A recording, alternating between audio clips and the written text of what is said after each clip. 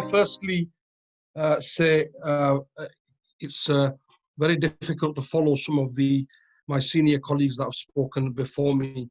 I think they've very articulately set out the issues that we discussed today at this timely conference. I mean, firstly, can I echo the words of Lord Ahmed we come together today for Kashmir Martyrs Day, and I think he's very eloquently put that position. And we firstly remember all those that have tragically lost their lives in this struggle over the decades, certainly longer than my lifetime and many others on this call. Also, Khalid Mahmood, my colleague, I think again spoke with his usual passion and set out the issues as he sees it. And they've both comprehensively, along with Kate Holland, covered the issues. There's very little for me to say. I mean, I want to echo everything both, but certainly Khalid and Lord Ahmed have said. But if I could perhaps just concentrate, if you like, on three key areas as I see the situation at present. Firstly, and again, this has been covered, I think Lord Ahmed alluded to the current situation, I'm sorry, Khalid as well, to the current situation in India. And let's be really clear, we have a government in India at the moment that has complete disregard for all minorities. The persecution and oppression that we see within mainland India at the moment, there are stories almost on a weekly basis. I mean, I was speaking with a number of people in London late last week around British Muslims who had gone there in a very peaceful manner and happened to be stuck there during this COVID pandemic. And they are now in jails in India with nobody representing them. You know, such is the state of play in India at the moment, and the other issues as quite rightly highlighted by my colleagues. So this is a government that clearly has, you know, a very ideological view of the world that tragically isn't one that any of us here would share.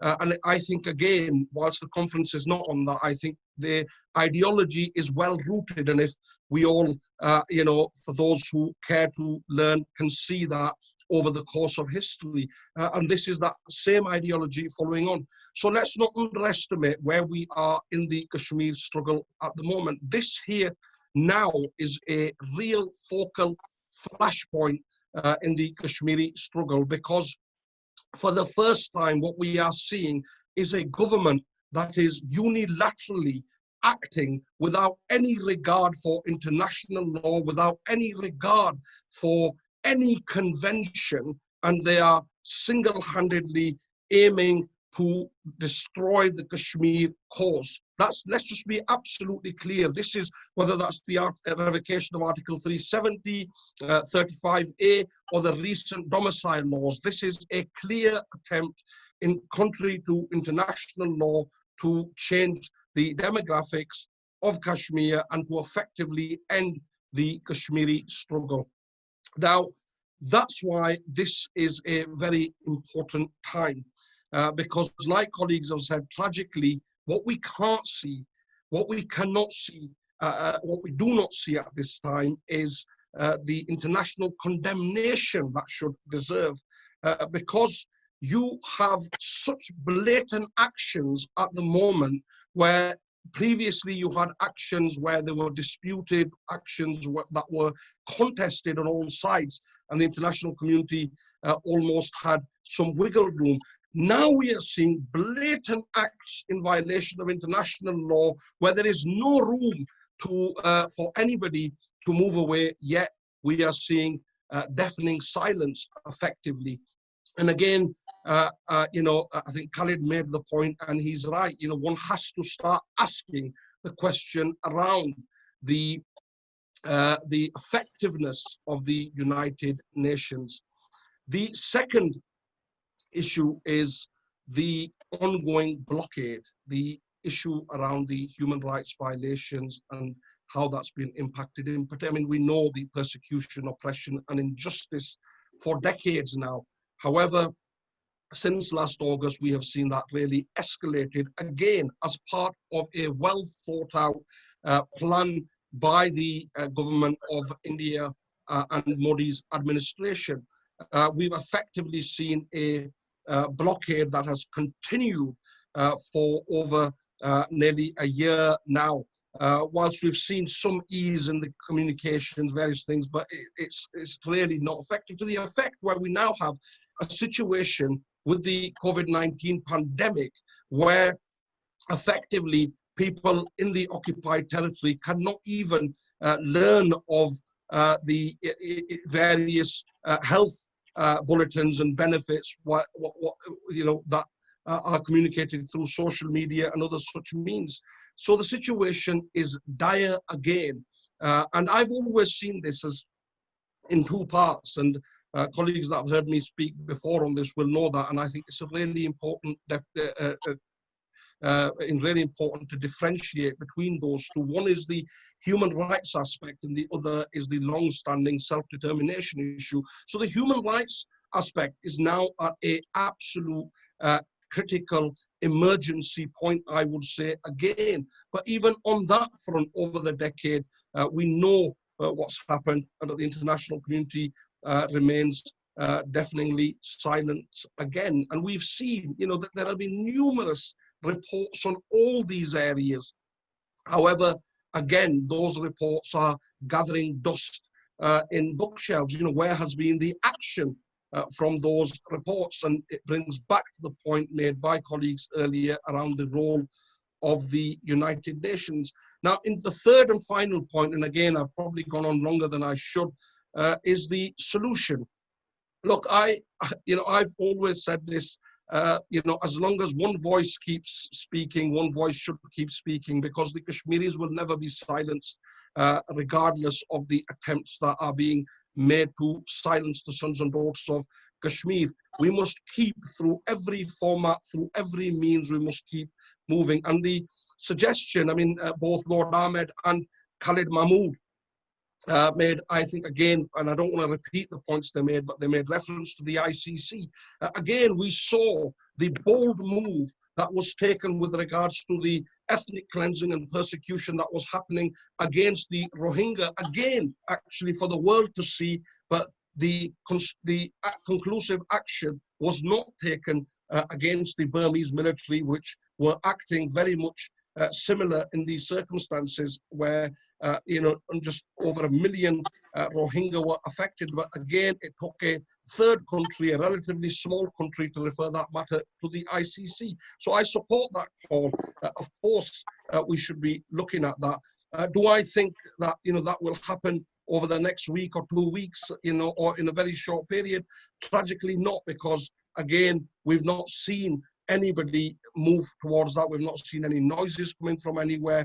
And again, that is tragically something that hasn't or materialized as it should have done. But that should not be the call. The call should be for the United Nations to move forward swiftly on this matter. And again, one of the tragedies that we are facing today is internationally, countries are putting trade before human rights. I made points in a recent trade debate we had around this very same issue. Again, in India, when people talk about India, they are talking about trade, not the human rights abuses, not the persecution, not the oppression, be that in mainland India or in the occupied territories. And we must continue. The only solution, again, is a peaceful solution, but that peaceful solution has to be with all the parties concerned sitting around a table. And it's not good enough. Tragically, the UK, we have a historic and a moral duty, but it's not good enough, the UK and parties of all stripes simply reverting back to the position that, this is a bilateral issue. Well, it's not. It's an international issue. And equally, we need, it's not good enough, because where Pakistan may say we're ready for table talk, I see prominent Kashmiri leaders such as Barrister Sultan Mahmood on this call, who was in a long-standing champion of this issue whilst he was in the Premiership and both in opposition. And I'm sure he will agree with me, as well as with other Kashmiri leaders. Kashmiri leaders have been ready for table talk for decades. This is nothing new. But when India refuses to even meet, or for example, even in the UK, when we as an all-party parliamentary group meet together, and that's a group of all parliamentarians from all different stripes, a group that's presided by Lord Ahmed, and both Khalid and I serve on that group along with other colleagues. But when we write out to the Indian High Commissioner in the UK and we are not even dignified with a response to me, then I think to talk about table talk on an international level where countries will sit down is something that perhaps is fanciful and is not going to work unless the international pressure mounts. So we need to continue to keep that pressure on. Again, I'm sorry, I've probably gone on longer than I should have done. Today is a very important day for the Kashmiri struggle, and there are a number of conferences like this, so I will probably shortly have to leave to go on another one. But in the presence of senior colleagues like Khalid, Lord Ahmed, and now Barrister Sultan Mahmood Saab, you are in more than capable hands. Thank you very much. Thank you very much, Imran Hussain. I just have one question. Do you think that economic interests are, more important in the foreign policy of different countries, and that is also one of the issue we are facing? Like, can you explain a little bit about it, and why the UAE government and other governments supporting Moody and its stance? So, do you think economic interests also play some role, and the lobbyists?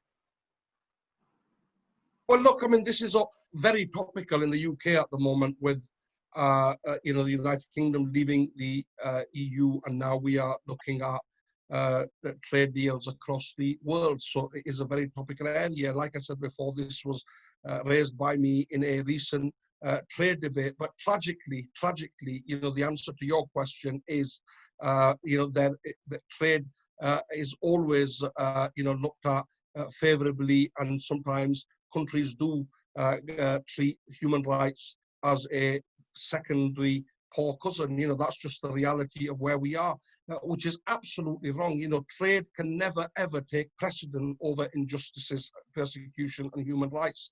And we must continue to make sure that is always exposed wherever we can.